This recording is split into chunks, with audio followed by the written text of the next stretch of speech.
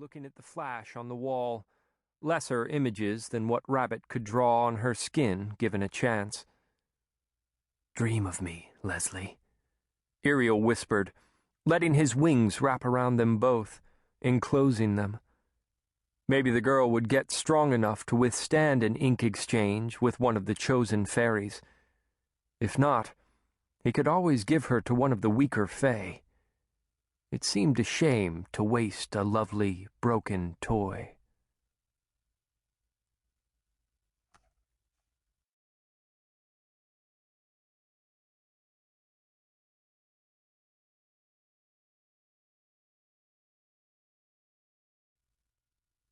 Chapter 1. Early the following year. Leslie slipped into her school uniform and got ready as quickly as she could. She closed her bedroom door softly, staying quiet so she could get out of the house before her father woke. Being retired wasn't good for him. He'd been a decent father before Mom left, before he'd fallen into a bottle, before he'd started taking trips to Atlantic City and gods knew where else. She headed to the kitchen, where she found her brother, Wren, at the table, pipe in hand. Wearing nothing but a pair of ratty jeans, his blonde hair loose around his face, he seemed relaxed and friendly.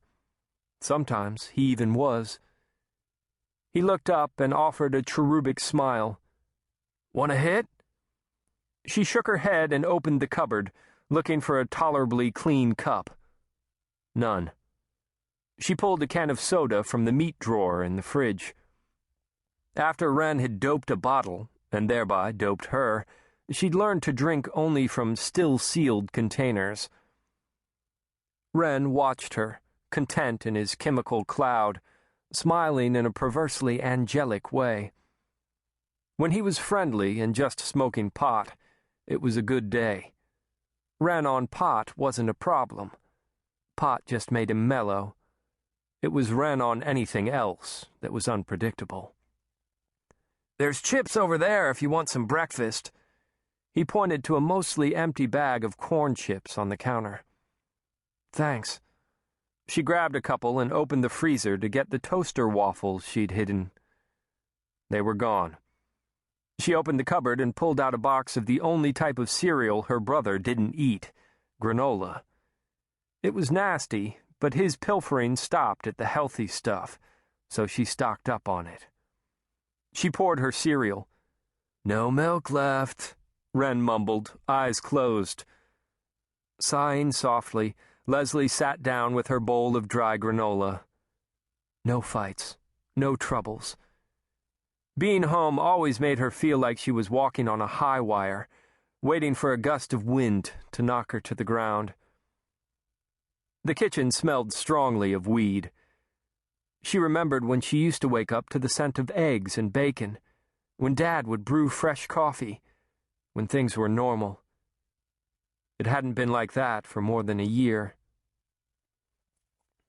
Wren plunked his bare feet on the kitchen table. It was covered with junk. News circulars, bills to pay, dirty dishes, and a mostly empty bottle of bourbon. While she ate, she opened the important bills, electric and water. With relief, she saw that Dad had actually paid ahead on both of them. He did that when he had a good run of luck at the tables or a few sober days, sent extra on the big bills so it wouldn't be a hassle later. It didn't help for groceries or the cable bill, which was overdue again, but she could usually cover those when she had to.